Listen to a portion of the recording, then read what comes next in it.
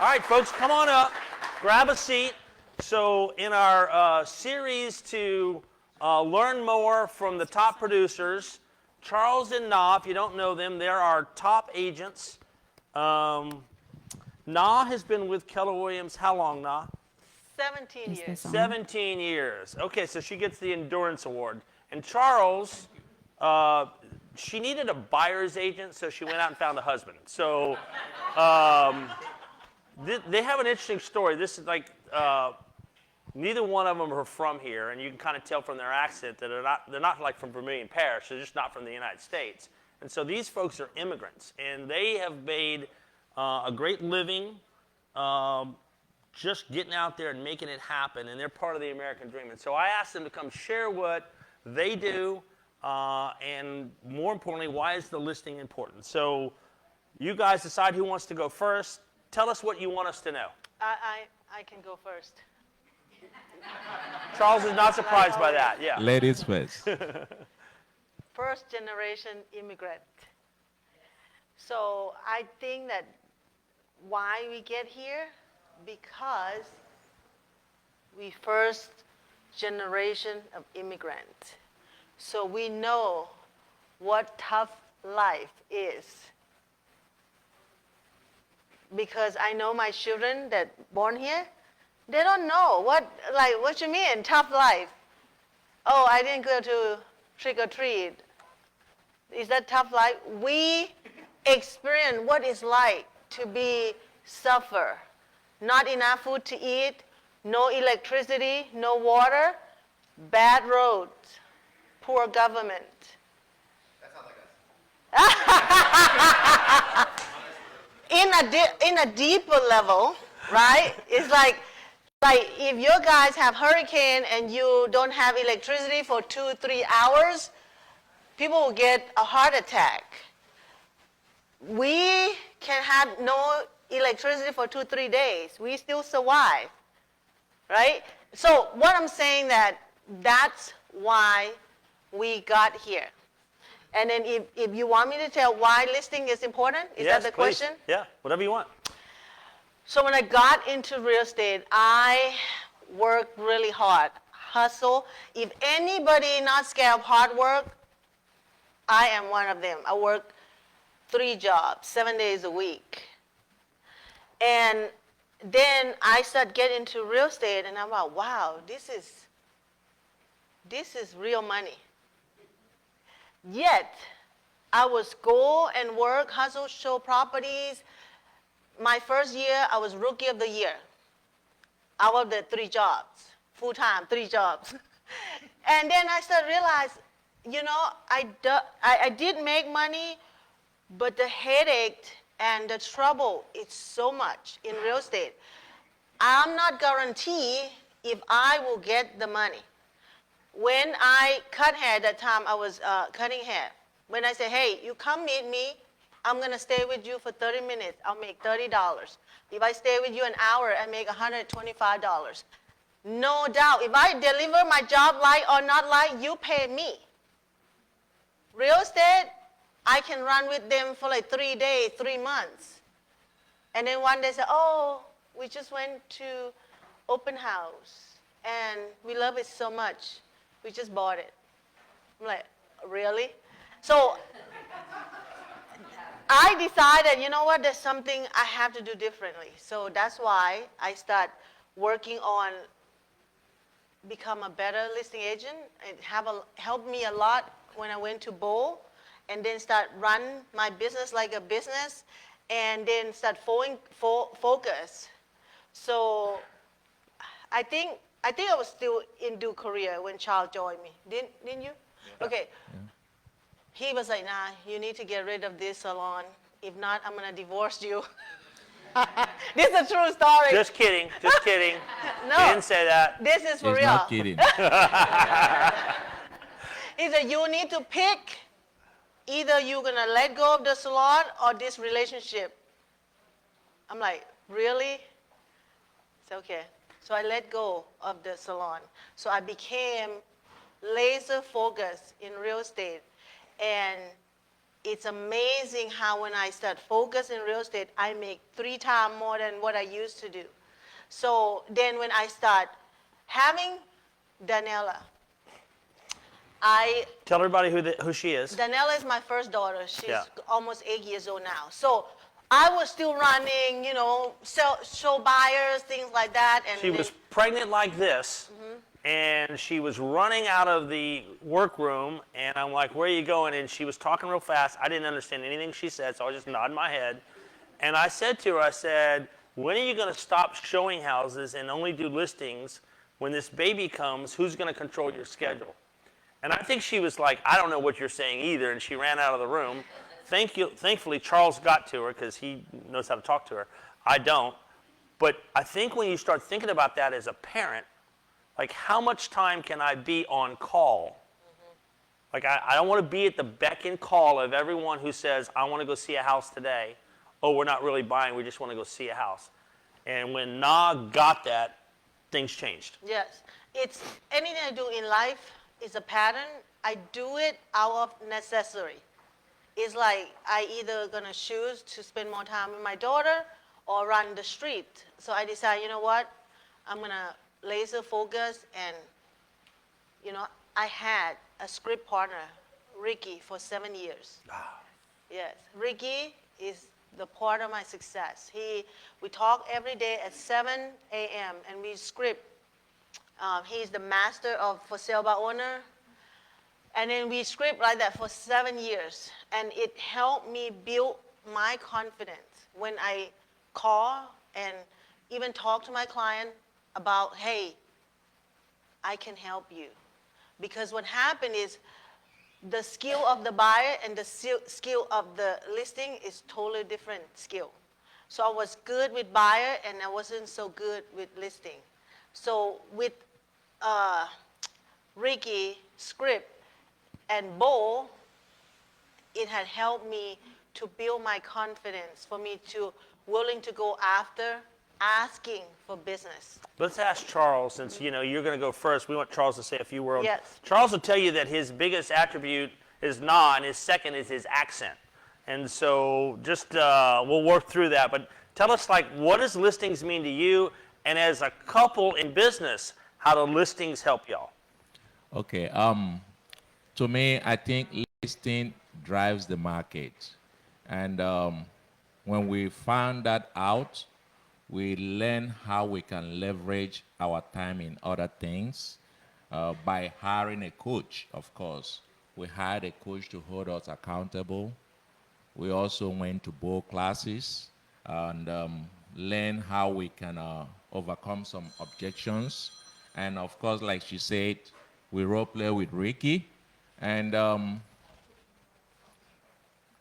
we come to realize that people take for granted putting their sign in front of somebody's house. And if you're sitting here, you have a sign, and you don't have your picture on your sign, I will encourage you to add your picture in your sign, because that sign right there, you don't know how many people pass that street and see your sign, see your number, but they don't know you. If you have your sign, have your picture in it, people feel more comfortable walking with you. Just like if you're a politician and you're about to go and campaign, you put out your signs and people will look at your sign. A lady, twins wife said, I asked her, how do you know who to vote? He said, I just look at their face, the one that smile, I vote him. So put out your signs, and whatever it takes, if we have to go to seminar, if we have to hire a coach, whatever it takes, because the moment we start listing houses, each listing have tendency of giving you 3 buyers. Let me repeat that. Each listing have tendency to give you 3 buyers. How many buyers? 3? Do this. I want to know you're paying attention. Put your phone down for a second. That's real. Just think about that for a minute. I'm sorry I don't stand in front of you, but that's real. And this is the guy, these guys make more money than anybody else in our brokerage. and they just told you something very, very important. Go out and get the sign, because the sign can lead you to 3 more deals. And if Charles says it, I believe it. Yes. The listing, especially the neighbors, they're watching you. They watch the way you handle that listing. They watch how long that listing sit on the market, and they're paying attention. And you'll be surprised when you finally decide to knock on their door and ask them one important question. For the right amount of money, will you be willing to sell your house? That's $1 million question.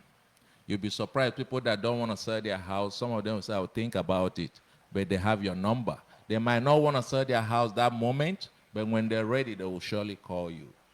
So that's Good all I have. stuff. Okay, so you guys have made a lot of money in real estate, selling real estate, but it has helped you make money in other things. And so y'all's net worth has gone up exponential since you joined. Can you just share one little tidbit about how the listing has generated money and what that's done for y'all? Because I'm enamored with how well y'all have done, and I think it's a great testament that in real estate you can do well, but y'all have done very well. And do you mind just sharing what this journey has been for you? Because I think that is super interesting and it's super motivational. Yes, I heard this say, we as a realtor, we found good deals. And then we go tell our client, hey, I got a good deal for you. But yet, if it's that good deal, don't you buy it? Yeah, y'all own a couple houses, a couple commercial buildings. Yes. I know because I've bid against y'all and y'all beat me out on the bid. Yeah, we'll talk about that later, by the way. So when you walk into a potential listing, you're sizing it up, and you're like, maybe I want to buy this? You're walk in the door saying, hey, this might be good for us? Is that how you approach it? Not really. I think what it is that when we walk into the house, we already start thinking, who will be the best buyer for this house? Of course, your pipeline, of course, not excluding us. Who will be the best buyer? Where can we market this listing? Then that answer will help you get the listing, because you have to be able to convince the homeowner that you know not only that the house will sell, you know who you're going to sell it to. Then they will say, okay, this person knows what they're doing. And of course, every listing sells when it is priced right. Every listing sells when it is priced right. When it is the sellers might want to, up their price at the beginning, but after a while, they will realize that the market is not accepting their price. And if they really want to sell, they will drop the price. So my biggest thing is, every listing appointment I go, who will be the best buyer for this listing? Or which agent do I need to sell this listing to? Because every agent have their specialty. If you work with so many agents, you know who's good with commercial listing, who's good with multi-unit, who's good with single family, who's good with certain area, which agent do I need to call that has people in their pipeline that can sell this listing? I want to add more about investing. So I learned that long time ago, you only going to get wealthy when you make money when you sleep, while you're sleeping. Because let's be honest, real estate, it takes a lot of our energy. If we don't make call, we don't go to appointment, no showings, our business is show. With the investing in real estate, we have definitely an insight of any good deals. Even coming soon listing, last year I went to a listing appointment, my seller said, hey, I want to sell it. How much can I sell it? My bottom line is 170. If I can get 170, I'm good. So that's all you want? I don't care what you have to do. You can list more plus your commission, blah, blah, blah. I want to net at 170. I said, I want to buy. I called her, I'm buying this house.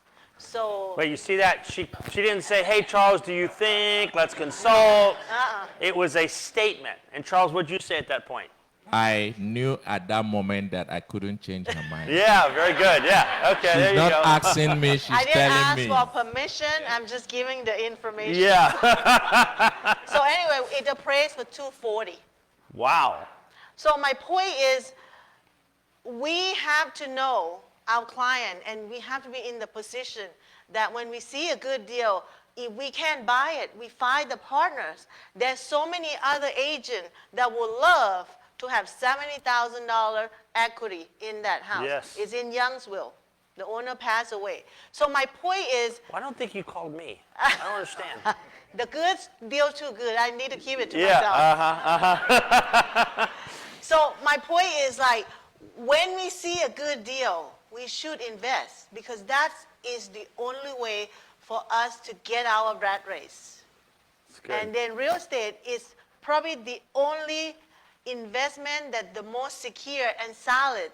We all invest in stock market, and we can know that it can go down like super quick. With real estate, it's always go up. Like, I remember when I was double down in real estate, I lost like 30,000 in stock market, and I'm like, I am done. I'm gonna go for what I know, which is real estate.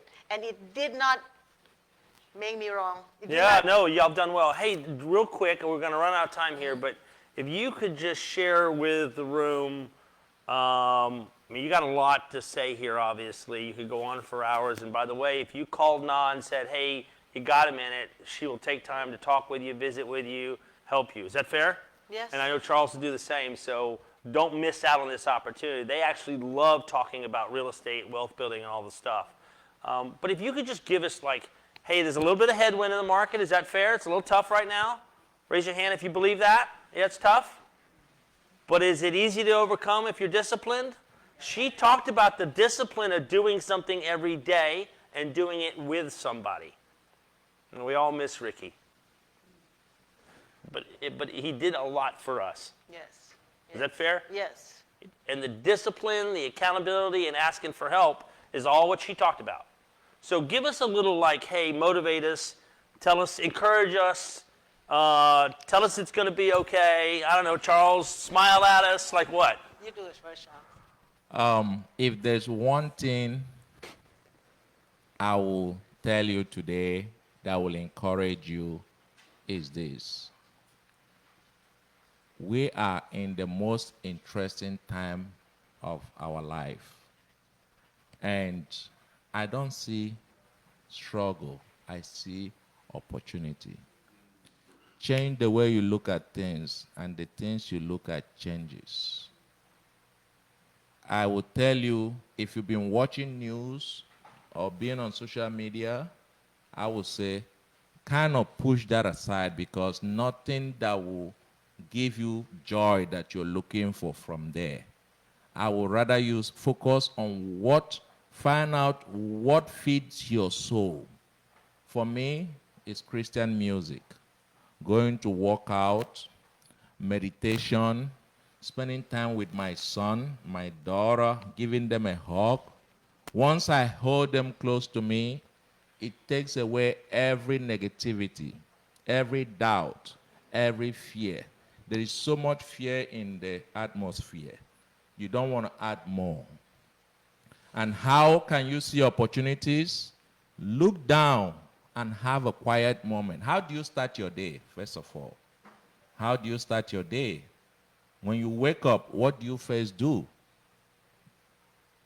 There's a book I wrote, it said, when you win your morning, you win your day. When you win your morning, when you wake up, you have your quiet time, you meditate, you stretch, work out, whatever you have to do. I keep saying this. We can't give what we don't have. We have to give to ourselves first. And from the overflow of ourselves, then we can now start sharing the love, the smile, the joy, and every other thing that comes with it. So focus on working on ourselves. Find out what is it that feed our soul. Every one of us is different. Everybody knows something that makes, when you remember that, you start smiling even if you're crying. focus on that. Once you focus on that, and what am I really saying? Pay attention to your mindset. Because the mindset is how the root of a tree is. Because the Bible says, by your fruit we shall know. So when you see a fruit that is not looking good, you already know the root is not doing well. So your mindset and what you feed in your thoughts and your mind brings out the result of fear, doubt, or the result of confidence, and I see opportunity.